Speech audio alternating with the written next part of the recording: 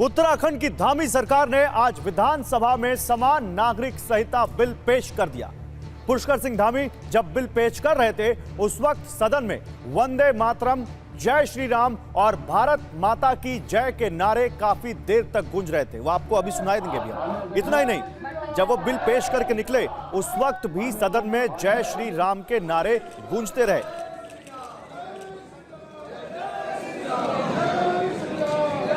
लग रहा है राम मंदिर इधर ही आ गया।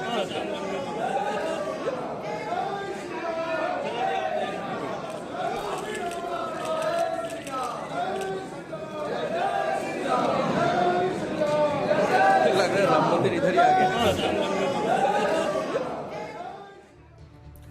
तो एक तरफ जय श्री राम गूंजा तो दूसरी तरफ विमर्श में इस्लाम आ गया। समाजवादी पार्टी के सांसद एसटी हसन से जब इस बारे में पूछा गया तो उन्होंने कहा कि हम कुरान को मानेंगे, यूसीसी को नहीं। कांग्रेस पार्टी के सांसद इमरान प्रतापगढ़ी ने कहा कि यूसीसी का प्रोपेगेंडा खड़ा किया जा रहा है। सुनिए क्या कहा विपक्ष ने और सरकार की तरफ से क्या जवाब दिया गया।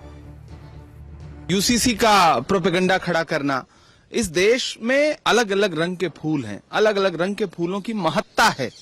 आप पूरे देश को एक रंग में रंग देना चाहते हैं, ये कहीं से भी भारत जैसे विविधता वाले देश के लिए अच्छा नहीं है। बीजेपी लाए, कम्युनिस्ट लाए, एजीपी लाए, सीपीआई लाए, सीपीएम लाए, वेस्ट बंगाल लाए, महाराष्ट्र लाए। गलत जो है वो गलत है। आज इनका चढ़ता हुआ सूरज है।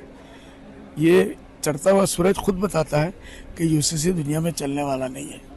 जो लोग भी आज सर इनका चढ़ रहा है उनको मानना चाहिए 2 घंटे के बाद सूरज डूबने वाला है। ये रह ही नहीं सकता, नेचर का कानून नहीं है। हम कुरान को मानेंगे, उसकी हिदायत को मानेंगे, क्योंकि उन कानूनों से किसी दूसरे को तकलीफ नहीं हो रही। हम अब तक 76 साल से कर रहे हैं, आज तक किसी को कोई परेशानी तो हुई नहीं। लेकिन ये क्यों लाया जा रहा है? पहला सवाल तो यही, लाया क्यों जा रहा है? तो आप लोग विरोध क्यों कर रहे हैं? ये इसलिए कर रहे हैं कि ये सिर्फ वोट पोलराइज करने के लिए लाया जा रहा है। हिंदू मुसलमान करके वोट पोलराइज करने की बहुत पुरानी परंपराएं रही हैं इन लोगों की। आपने बेगैरती बेहयाई आम कर दी। लिविंग रिलेशनशिप को आपने कानूनी दर्जा दे दिया। एक के साथ रहो या 10 के साथ रहो। तो अब इस कानून का औचित्य क्या है कि आप दूसरी शादी नहीं कर सकते? मुझे आप खुद बता दिए। सिर्फ एक ड्रामेबाजी है। और ऐसी सब चीज़ों से देश की एकता, अखंडता और भाईचारा कमज़ोर होता है। जब हम विश्व गुरु बनने जा रहे हैं, विकसित राष्ट्र बनने जा रहे हैं, तो इस प्रकार की घटनाओं से देश का विकास भी बाधित होता है और एकता, अखंडता, भाईचारा भी टूटता है। सरकार के मुखिया श्री पुष्कर सिंह धामी जी और उनकी पूरी सरकार को यूसीसी लाने के लिए बधाई देता हूं। भारतीय जनता पार्टी ने धारा 370 हटाने का वादा किया, पूरा कर दिया। रामलला का भव्य मंदिर बनाने का वादा किया, पूरा कर दिया। यूसीसी लाने का वादा किया हुआ है देश की जनता से। भाजपा का विचार का मुद्दा है और आज उत्तराखंड यानी देवभूमि से शुरुआत हुई है। आने वाले समय में मुझे पूरा विश्वास है कि हमारी जो विचारधारा से जुड़े हुए विषय हैं वो आगे बढ़ेंगे। और अब आपको उत्तराखंड विधानसभा में पेश यूसीसी बिल की बड़ी बातें बताते हैं कि आखिर इस बिल में क्या प्रावधान किए गए हैं।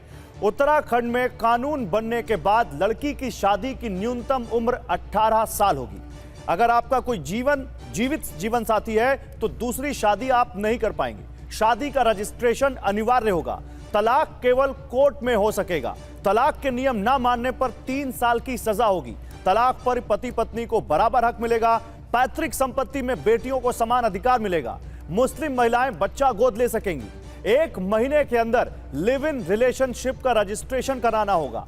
उत्तराखंड के सभी निवासियों पर यह कानून लागू होगा, चाहे वो उत्तराखंड में रहते हो या फिर राज्य से बाहर रह रहे हो। लेकिन अगर उत्तराखंड के निवासी हैं तो यह कानून आप पर लागू होगा।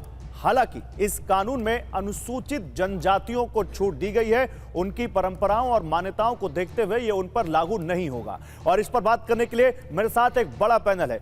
मेरे साथ आरपी सिंह हैं, प्रवक्ता हैं बीजेपी के। वारिस पठान हैं, एआईएमआईएम के प्रवक्ता हैं। तहसीन पूनावाला है, राजनीतिक विश्लेषक। शोएब जमई है, अध्यक्ष हैं इंडिया मुस्लिम फाउंडेशन के। और इसके अलावा मेरे साथ शादाब शम्स हैं, चेयरमैन हैं उत्तराखंड वक्फ बोर्ड के। इस वक्त लाइव हमें ज्वाइन कर चुके हैं। वारिस पठान, शुरुआत आपसे, क्या प्रतिक्रिया है? यूसीसी बिल आ गया है।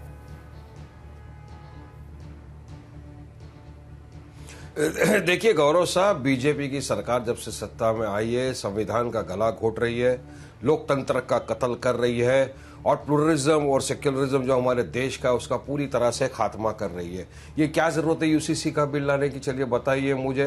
ये 2024 के चुनाव के पहला पूरा पोलराइजेशन इनको करना है, इनको हिंदू मुसलमान करना है, जो मुसलमान के अधिकार राइट जो दिए हैं मुसलमानों को वो छीनने की कोशिश कर रही है और इसके अंदर वो पूरे संविधान का कत्ल कर रही है। अभी आप देखिए आर्टिकल जो है 29 राइट टू कल्चर है, फंडामेंटल राइट है जो संविधान ने हमको दिया डॉक्टर बाबा साहेब अम्बेडकर के बनाए हुए, उसका क्या कलर है? प्लुरलिज्म और सेक्युलरिज्म जो हमारा आर्टिकल बताता है 25, 26, 29, 14, 19, 21, ये संविधान का बेसिक स्ट्रक्चर है कॉन्स्टिट्यूशन का। ये इसको क्यों खत्म करना चाहती है यहाँ पर और क्या फायदा होने वाला है इनको इस वक्त लाके? क्या है, जबकि लॉ कमीशन ने भी पहले कह दिया था कि यूसीसी लाना हमारे देश के लिए सही नहीं है, प्रॉपर नहीं है। सुप्रीम कोर्ट ने कह दिया था, मुस्लिम पर्सनल लॉ बोर्ड ने भी कहा है कि सुप्रीम कोर्ट का essential religious practice of UCC आप उसको नहीं कर सकते खत्म। आप देखिए डायरेक्ट प्रिंसिपल जो है उसमें और एक चीज है, इक्वल डिस्ट्रीब्यूशन ऑफ वेल्थ होना चाहिए। अगर देश का जो पूरा खजाना है वो तो कुछ ही लोगों के पास है, तो क्या इक्वल डिस्ट्रीब्यूशन लोग करेंगे? डायरेक्टिव प्रिंसिपल्स के अंदर लिक्वर बैन की बात है, लिकर बैन का क्या करेंगे वो? अब कितने हमारे देश के अंदर ऐसे राज्य जहां पे अपना अपना कल्चर चलता है, अपना अपना कानून। अब गोवा के अंदर जो है वो गाय तो यम्मी है, कुछ स्टेट के अंदर गाय तो मम्मी है। अब क्या चलाएंगे लोग? तो मतलब उत्तराखंड के अंदर ये अलग कानून चलाएंगे, गुजरात में अलग कानून चलाएंगे, महाराष्ट्र में अलग कानून चलेगा। चलिए इसमें आदिवासी जो ट्राइबल्स को जो लोग ने अलग कर दिया है। दूसरी बात जो अहम है उसमें यह है कि बिना चर्चा किए पहली मर्तबा हम लोग तो ये देख रहे हैं कि यहाँ पे असेंबली के अंदर बिना चर्चा किए आप एक ऐसा बिल लेकर आ जाते हो जो एकदम असंवैधानिक है। तो चर्चा का मतलब क्या है? फिर एमएलए जो जीत के गए वो क्या करने वाले? तो ऐसे बिलों को उठा के खारिज करना चाहिए और हम यूसीसी का पुरजोर रीत से कंडेमनेशन करते हैं और हम इसका अपोज करते हैं। पहले अब आरपी सिंह सुनिए क्या कह रही है एआईएमआईएम ओवैसी की पार्टी, बिना चर्चा के ले आए और आपका इसमें वेस्टर्न इंटरेस्ट है। देखिए चर्चा तो अभी होनी है, बिल लाया गया है और उसमें चर्चा होगी, इसलिए तो बिल इंट्रोड्यूस किया गया। असल में क्या है, इनको कानून को मानना नहीं, इनको संविधान को मानना नहीं, इनको जो पॉलिटिकल प्रोसेस है उसको मानना नहीं।